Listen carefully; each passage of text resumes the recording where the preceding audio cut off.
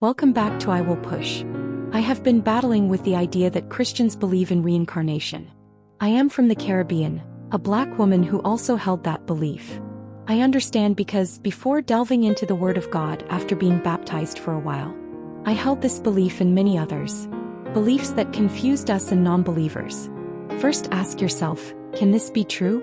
That means there is no Jesus or purpose for Jesus Christ having lived, died, and no need for his resurrection. If we have a second, third, and fourth chance to be reborn, we need to check our cultural beliefs. We need to match them up with the Word of God. I even heard someone referring to John the Baptist as Elijah reborn. He held this belief because of what Jesus said in Matthew 17 verses 12 to 13, a promise in Malachi 4 verses 5 to 6. Because if that was the case, don't you need to die to be reborn? Why was it not John the Baptist but Elijah and Moses in Gethsemane? If we are to believe our ancestors based on this interpretation, then are we to ignore Psalms 78 verse 39, Psalms 90 verses 10 to 12, and all the other scriptures? Hi, Joe. Hi, Glenda. I'm wondering why we, as Christians and Catholics, don't believe in reincarnation and what scriptures point to that non-belief.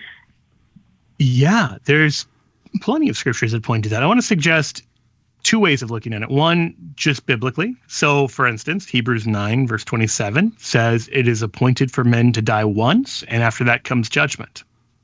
That's a really clear, if you want just like a one-verse refutation, you could just say, okay, well, reincarnation says we don't die once, we die over and over again, and we aren't judged after death. Like, not in the sense that Hebrews is talking about, which is that you are going to heaven or hell.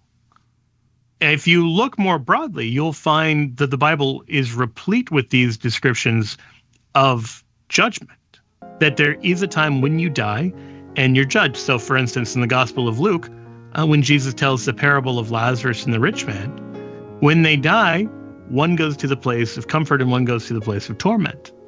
So that's the repeated kind of pattern. Jesus, we find him going to liberate the souls in suffering in 1 Peter 3, or the souls kind of in limbo waiting for him in 1 Peter 3, when he descends to the dead.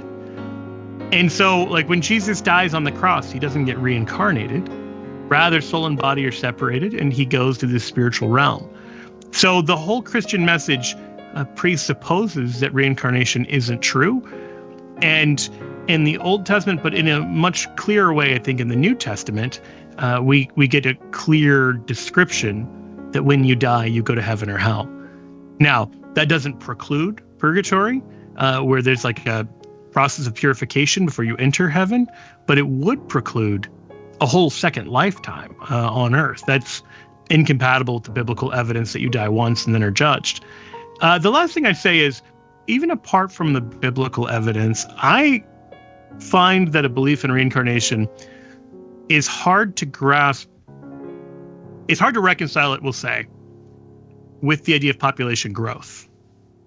That there's more people now than there were 100 years ago, or 1,000 years ago, or 10,000 years ago. And if everybody's just getting reincarnated, how is the number of people on Earth going up? And even if you said, well, maybe some of like animals are becoming people or something like this.